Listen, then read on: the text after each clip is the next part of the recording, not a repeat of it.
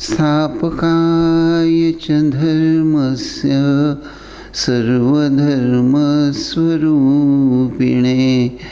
अवतारवरिष्ठाय रामकृष्णाय ते नमः।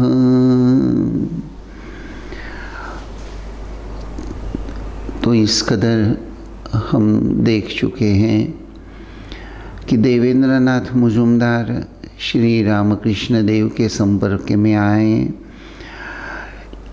और पहली ही मुलाकात में जब वे वापस चले गए, बाबूराम महाराज स्वामी प्रेमानंद जी उनको छोड़ने गए थे घर पर पहुंचाने के लिए, क्योंकि वे बीमार हो गए थे दक्षिणेश्वर आने के बाद में, और उनकी ये बीमारी बहुत दिन तक चली।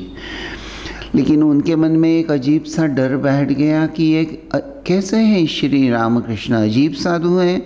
साधु दर्शन के बाद तो मन शांत और बहुत मंगल महसूस होना चाहिए, लेकिन इनके पास मैं गया तो ये मेरी तो जान पर बनाई। यह सब सोचकर देवेंद्र बाबू बहुत दिन तक श्री रामकृष्ण देव के दर्शन के लिए बीच बीच में इच्छा होने के बाद भी नहीं गए, क्योंकि हर बार उनको वो जो भयानक ज्वर हो गया था उसकी याद आ जाती थी।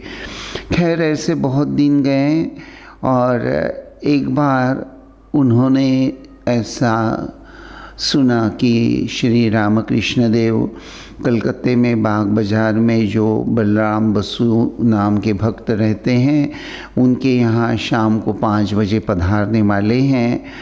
तो जैसे ही यह खबर देवेंद्र बाबू ने सुनी, उनका मन भक्ति भाव से एकदम से गदगद हो गया और उन्होंने मन ही मन निर्णय ले लिया कि मैं श्री ठाकुर के दर्शन के लिए ज़रूर जाऊंगा। और उनके मन में ठाकुर के दर्शन को जाने के लिए बाधा स्वरूप जो भी बातें मन में आती थी, पल भर में उन सभी संशयों का वे सब विचार जैसे हवा में गायब हो गए और उनका मन पूरा भक्ति भाव से भरपूर श्री रामकृष्ण देव के इंतज़ार में एक तरह से वह व्याकुल हो गए।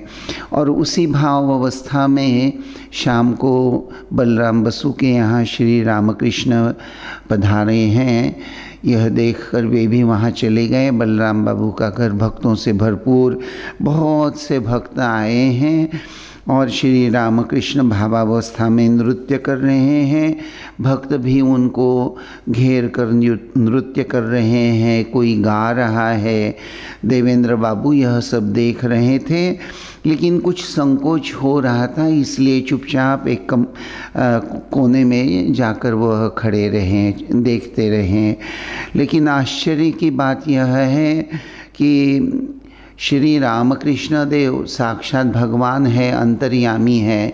तो दिव्य भाव में आरूढ़ श्री रामकृष्ण देव, उनको सभी लोग एक एक जाकर प्रणाम कर रहे हैं। देवेंद्र बाबू ने मन ही मन सोचा कि इस भावावस्था में शायद श्री रामकृष्ण मुझे पहचान नहीं पाएंगे, बस प्रणाम तो निश्चित कर लेता हूँ। ऐसा सोचकर देवेंद्र बाबू ठाकुर को प्रणाम करने के लिए आगे आए और जब वे प्रणाम करने के लिए झुक ही गए थे, उनके कानों पर शब्द आ गए, क्यों जी दक्षिणेश्वर क्यों नहीं आए इतने दिनों से, मैं तो तुम्हारा ही विचार किया करता था।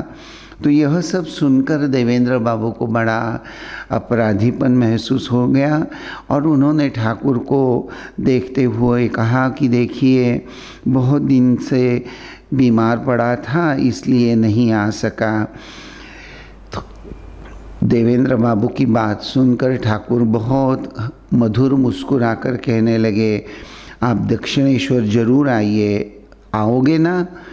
इस कदर ठाकुर ने इतनी आत्मीयता से देवेंद्र बाबू को ये बात कही और देवेंद्र बाबू के हृदय का जैसे भावना का बांध जो बोलते हैं टूट गया और बड़े ही आनंद से उन्होंने कहा कि हाँ महाराज मैं ज़रूर आऊँगा। और बस देवेंद्र बाबू उसके बाद ठाकुर को दर्शनार्थ नियमित रूप से दक्षिणेश्वर आने जाने लगे। कलकत्ते में भी जहाँ कभी ठाकुर आ रहे हैं यह अगर खबर उनको हो जाती, वहाँ भी वे ठाकुर दर्शन के लिए जाते थे। ठाकुर ने जो उपदेश उनको दिया था और जैसे साधना करने के लिए आध्यात्मिक मार्गदर्शन बताया, उसको लेकर देवेंद्र बाबू साधन भजन में खूब मन लगाकर रम गए। लेकिन एक बात जरूर देवेंद्र बाबू के मन में आती थी कि मेरी अभी तक दीक्षा नहीं हुई है, मुझे विधिवत कोई मंत्र अभी श्री रामकृष्ण देव से प्राप्त नहीं हुआ है। तो लेकिन एक बात जरूर है, श्री रामकृष्ण कोई साधारण साधु नहीं है, उनके कृपा कटाक्ष से ही मुक्ति लाभ होगा, यह विचार जैसे देवेंद्र बाबू के हृदय में बिल्कुल जैसे किसी ने, जैसे हम बीज बोते हैं, ठीक उसी तरह जैसे देवेंद्र बाबू के हृदय में यह बात बैठ गई कि श्री रामकृष्ण देव की कृपा, उनका कृपा कटाक्ष ही मुक्तिदायक, मुक्ति प्रदान करने वाला है। और एक दिन वे बहुत सुंदर फूल लेकर दक्षिणेश्वर पहुंच गए। कोई बहुत अच्छा ऑस्पिशियस दिन था, शुभ दिवस था, और देवेंद्र बाबू खूब सारी फूल लेकर दक्षिणेश्वर में ठाकुर के पास पहुंच गए और ठाकुर को उन्होंने वह फूल अर्पण करना चाहा। तो ठाकुर लेकिन चुप रह गए और उन्होंने बोल दिया कि देखो मैं मंत्र नहीं देता। देवेंद्र बाबू ठाकुर की यह बात सुनकर बड़े हताश हो गए और मंदिर में ठाकुर, उन्होंने फूल तो पसंद किए, उनको फूल बहुत अच्छे लगे और देवेंद्र बाबू को उन्होंने कहा कि आप ये फूल दक्षिणेश्वर में जो भवतारिणी माँ काली का मंदिर है, आप जाकर यह फूल मंदिर में देवी को चढ़ा दीजिए। और बड़ी गंभीर आवाज़ में ठाकुर देवेंद्र बाबू को कहने लगे कि देखो, फूल स्वीकारने का अधिकार या फूल स्वीकारने का, अर्पण करने की जो बात होती है, तो या तो फूल भगवान को ही अर्पण करने चाहिए, तो फूल या तो भगवान स्वीकार करते हैं या बाबू लोग। अब पता नहीं श्री रामकृष्ण देव ये बाबू लोग यह शब्द किस अर्थ में, लेकिन बहुत बार ऐसा लगता है कि बाबू लोग यानी घर में जैसे कभी कभी हम फूलदानी ऐसा सब कुछ सजाकर, बड़े घर में होता है फूलदानी वगैरह या फ्लावर पॉट जिसको आजकल बोलते हैं, इस कदर कुछ भाव होगा या उसका एक गलत अर्थ भी निश्चित रूप से है कि बहुत से लोग जब गलत एरिया में जाते हैं तो वहाँ फूल ले जाते हैं। तो पता नहीं, लेकिन ठाकुर ने बड़ी गंभीर स्वर में यह बात कह दी। तो देवेंद्र बाबू यह बात सुनकर बड़े उनका मन टूट गया और उनको लगता था कि अगर थोड़े से फूल ठाकुर स्वीकार लेते तो क्या होता, बाकी तो मैं मंदिर में देवी को चढ़ा आता। लेकिन ठाकुर वो फूल स्वीकारने के लिए तैयार नहीं हुए। उन्होंने सिर्फ इतना ही कहा कि मंदिर में जाकर यह देवी को चढ़ा देना। लेकिन इस बार देवेंद्र बाबू को ठाकुर के द्वारा कोई मंत्र नहीं मिला, यह बात पक्की। लेकिन देवेंद्र बाबू के चरित्र में वर्णन आता है कि वह फूल देवेंद्र बाबू भवतारिणी के मंदिर में जाकर अर्पण करके तो आ गए, लेकिन उसके बाद जब वह वापस जा रहे थे तो उनको सर्वत्र श्री श्री ठाकुर के दर्शन होने लगे। रास्ते से जा रहे थे तो ऐसा लग रहा था जैसे ठाकुर उनके साथ जा रहे हैं और ठाकुर की नज़र जैसी सब समय उन पर लगी हुई है। तो यह एक अपूर्व अनुभूति देवेंद्र बाबू को प्राप्त हो गई। और फिर एक बार ठाकुर देवेंद्र बाबू को बड़ी मधुर आवाज़ में कहने लगे कि देखिए, आपको साधन भजन करने की कोई आवश्यकता नहीं है। यहाँ साधन भजन कहने का मतलब है कि ठाकुर बोल रहे हैं कि साधन भजन करने की कोई आवश्यकता नहीं, अर्थात साधना के जो विविध मार्ग या शास्त्र ग्रंथों में वर्णित विविध जो साधनाएं प्रणाली हैं, वह उसके अनुसार साधन भजन, यानी जैसे पतंजल योग सूत्र है, वेदांत साधना है, तो इस कदर कोई साधन भजन करने की आपको ज़रूरत नहीं है। लेकिन ठाकुर देवेंद्र बाबू को कहते हैं कि देखो, हरि नाम ही मुक्ति लाभ का एकमात्र उपाय, सुंदर उपाय, सहज उपाय है। चैतन्य महाप्रभु ने यह मार्ग जगत में प्रस्तुत किया है, इसीलिए हरि नाम किया करो। हरि नाम से ही मुक्ति लाभ होता है। जब सुबह और शाम हाथ ताली बजा बजा कर हरि नाम किया करना, बस उसी से तुमको भगवान का दर्शन हो जाएगा। तो इस कदर हम देखते हैं कि देवेंद्र बाबू का वैसे विधिवत ठाकुर के द्वारा मंत्र दीक्षा तो एग्जैक्टली नहीं हुई उस समय, लेकिन एक बार जब देवेंद्र बाबू ठाकुर के यहाँ पधारे थे तो उनके अंतःकरण का भाव ठाकुर तो बहुत भली भांति जानते थे, और इसीलिए श्री ठाकुर ने देवेंद्र बाबू की जीभ जो थी उस पर अपनी उंगली से कुछ लिख दिया, और उसी वक्त देवेंद्र बाबू को यह महसूस हुआ कि जैसे श्री रामकृष्ण देव ने उनमें जो शक्ति है उस शक्ति का जैसे उनमें देवेंद्र बाबू में शक्ति संचार करवा दिया है। और यह घटना हो जाने के बाद देवेंद्र बाबू को बहुत आध्यात्मिक दर्शन प्राप्त होने लगे, और यानी इतने आध्यात्मिक दर्शन उनको प्राप्त हो जाते थे कि बहुत बार भगवत कथा या ये सब बातें बोलना भी उनके लिए असंभव सा हो जाता था। तो ऐसे देवेंद्र बाबू बड़े ही ठाकुर के चरणों में एक तरह से संपूर्ण रूप से शरणागत हो गए थे। तो यही बात देवेंद्र बाबू के जीवन में एक अपूर्व आनंद लेकर आ गई थी। दूसरी एक घटना बताते हैं कि देवेंद्र बाबू, कोई ऐसा एक भक्त, खास करके देवेंद्र बाबू या ठाकुर के पास जब नियमित रूप से आया जाया करते थे तो उनको ये पता था कि ठाकुर जिस किसी ने लाई हुई वस्तु कभी झट से खाते नहीं हैं। तो एक बार ऐसा हुआ कि देवेंद्र बाबू ठाकुर के लिए कुछ मिठाई लेकर, उसको बंगाली में मिही दाना बोलते हैं, शायद महाराष्ट्र में या गुजरात में हम लोग उसको मोतीचूर के लड्डू बोलते हैं।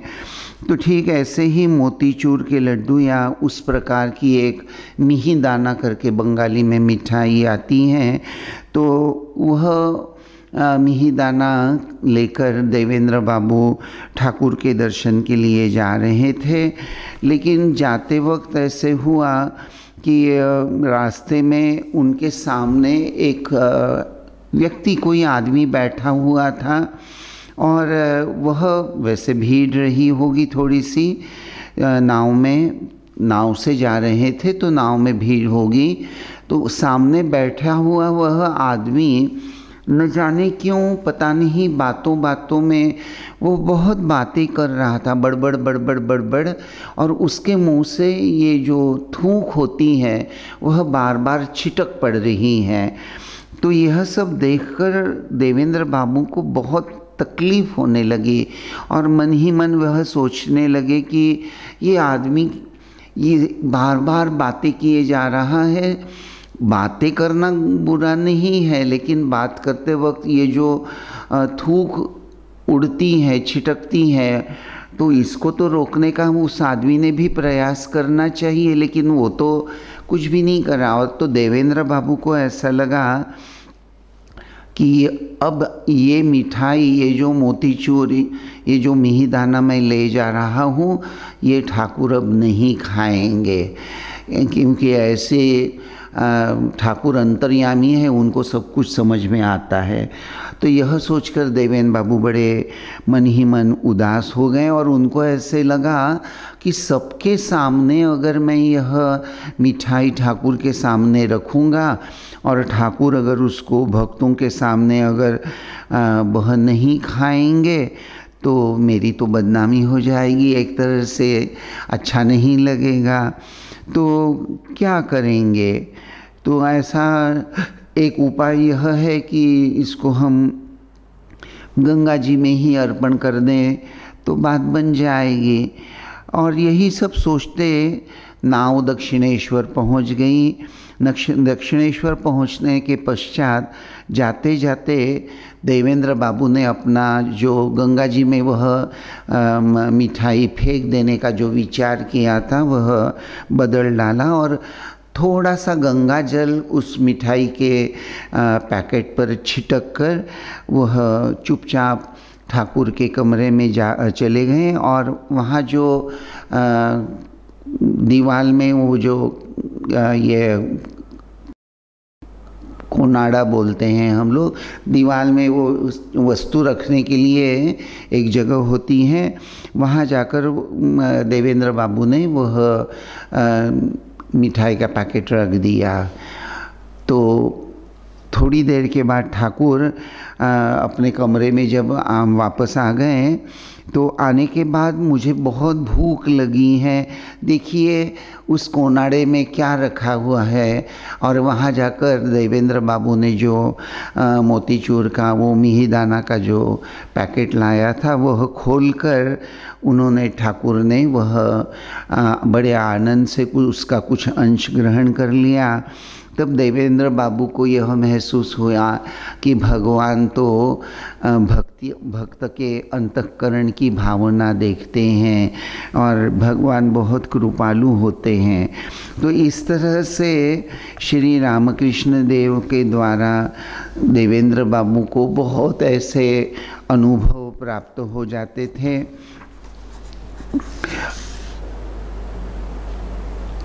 एक बार ऐसी एक घटना है कि देवेंद्र बाबू दक्षिणेश्वर में आए हुए थे और ठाकुर का जो कमरा है जहाँ ठाकुर रहा करते थे वहाँ दीवार पर एक चित्र लगाया हुआ था, टंगा हुआ था।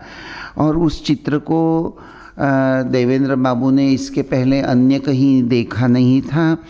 तो ठाकुर वह चित्र उसके सामने ही खड़े थे और देवेंद्र बाबू वह दीवार पर टंगा हुआ चित्र देखने में बड़े मगन हो गए थे। तो ठाकुर ने, जब ठाकुर को देवेंद्र बाबू ने प्रणाम किया और पूछा कि क्या देख रहे हो, क्या देख रहे हो, तो देवेंद्र बाबू ने कहा कि ये तो आपका चित्र है, आपका चित्र कितना सुंदर है। और देवेंद्र बाबू के मन में वह चित्र प्राप्त करने की, ठाकुर से मांगने की इच्छा भी हो रही थी, तो दूसरी तरफ संकोच भी महसूस हो रहा था। फिर भी अंत में उन्होंने ठाकुर के सामने अपने मन की इच्छा व्यक्त ही कर दी। तो उसको देखकर ठाकुर ने कहा, ये तो चित्र मैं अभी तुमको नहीं दूंगा, मेरे यहाँ आने वाले ये जो युवा शिष्य हैं उन्होंने बड़े ही प्रयत्नपूर्वक यह चित्र दीवार पर टंगा हुआ है और ये मैं तुमको नहीं दे सकता। हाँ, ये बात है कि अविनाश से मैं पूछ कर देखूँगा, क्योंकि यह चित्र उसी ने उतारा है और चाहो तो तुम्हारे लिए मैं एक प्रत लेकर आने के लिए उसको ज़रूर कहूँगा।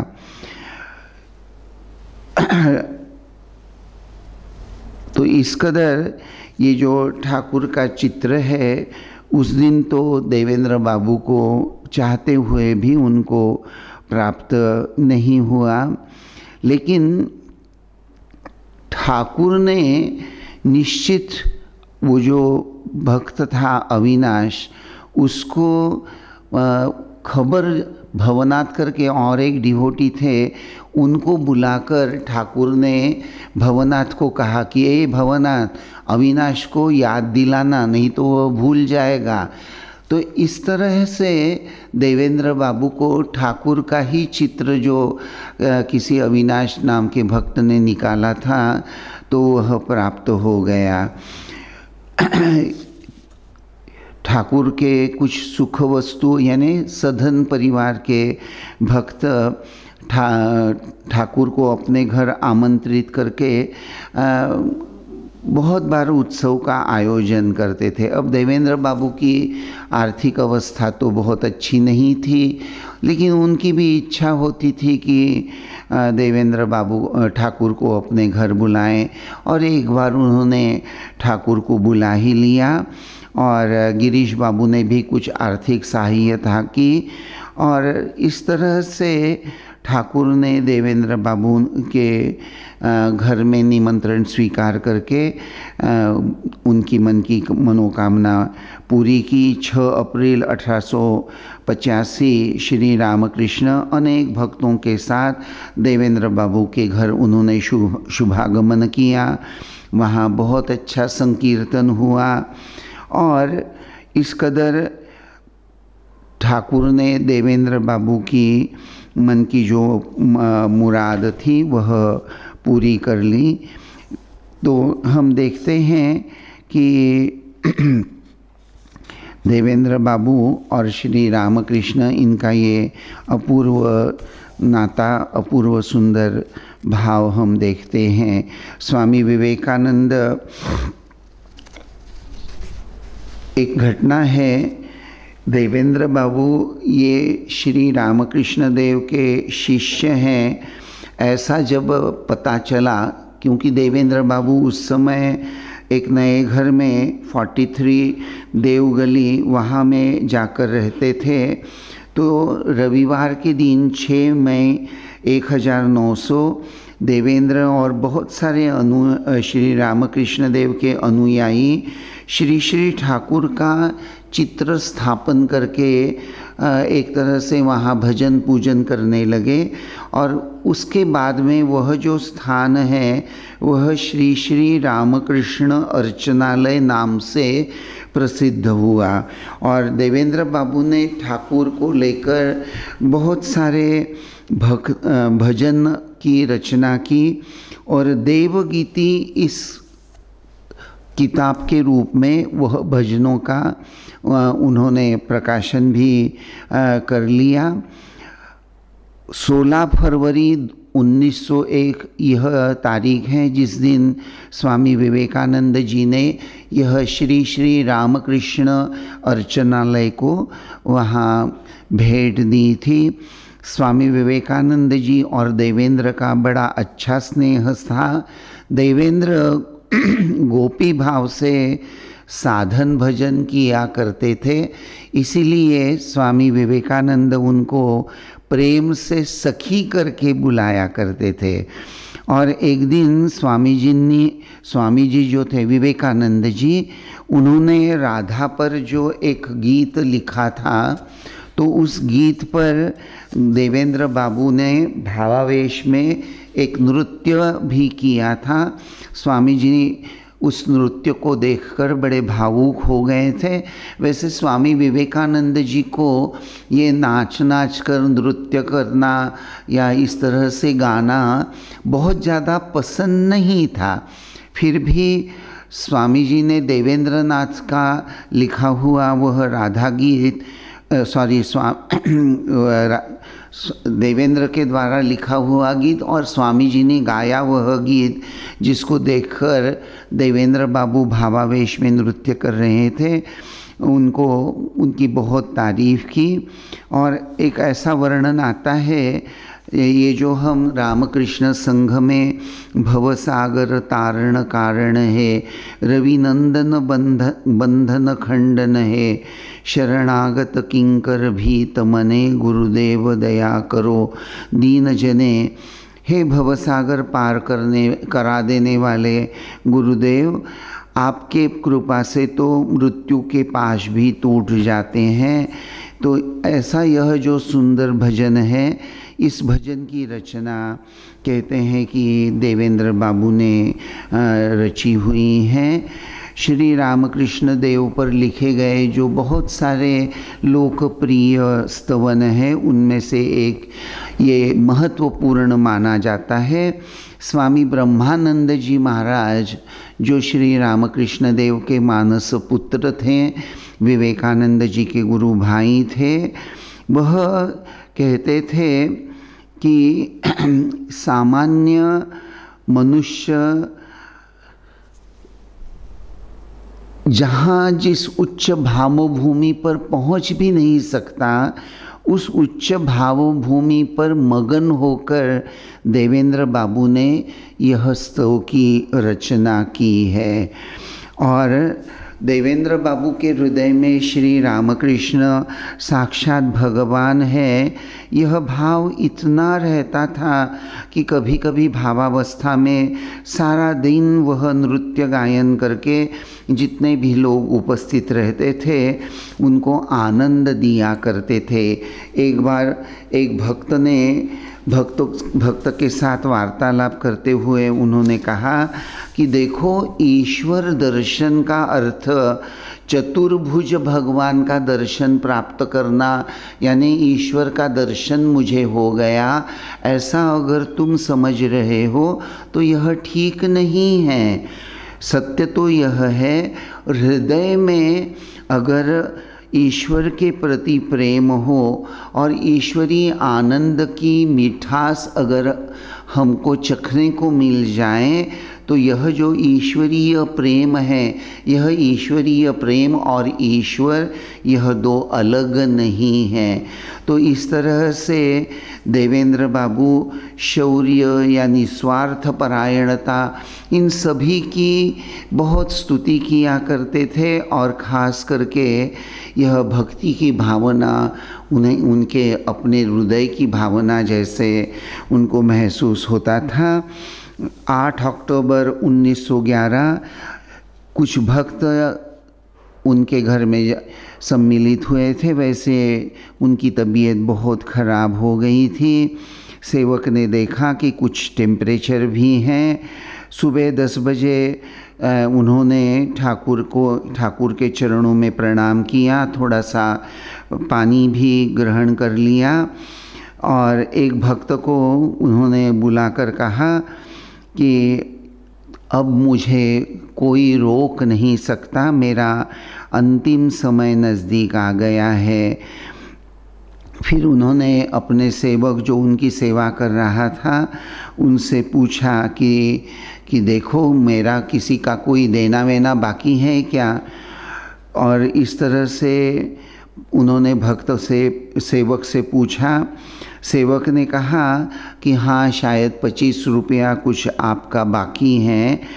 तो बोले, मैं, आप चिंता मत कीजिए, आपकी ये जो बाकी है ये रकम देने की है उसकी व्यवस्था मैं कर दूंगा। तो यह सुनकर देवेंद्र बाबू ने आनंद से उसको कहा, ठीक है भाई, ठीक है। और इस तरह हम देखते हैं कि शनिवार दिनांक 14 अक्टूबर ओम नमो भगवते रामकृष्णाय ये जय घोष भक्त लोग कर रहे थे। 14 अक्टूबर 1911 दोपहर का 1:55 का समय था और देवेंद्र बाबू ने अर्चनालय नाम का जो स्थान जहाँ जिसकी स्थापना करने में उनकी प्रधान भूमिका थी, वहीं उस जगह ही देवेंद्र बाबू ने यह मर्त्य शरीर त्याग दिया और वे भगवान के श्री चरणों में लीन हो गए। तो यह जब अंतिम समय आया था कि देवेंद्र बाबू बड़ी गंभीर उनकी अवस्था है, तबीयत बहुत गंभीर है।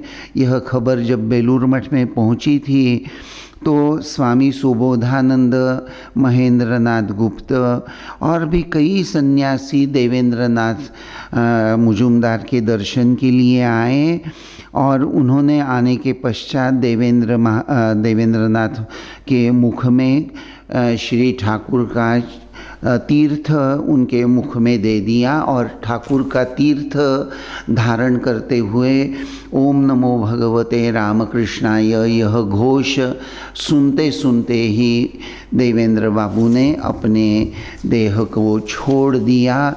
इस तरह से श्री रामकृष्ण देव के एक भक्त भगवान के श्री चरणों में एक रूप हो गए। ओम शांति शांति शांति हरि ओम तत्सत। श्री राम कृष्णार्पणमस्तु।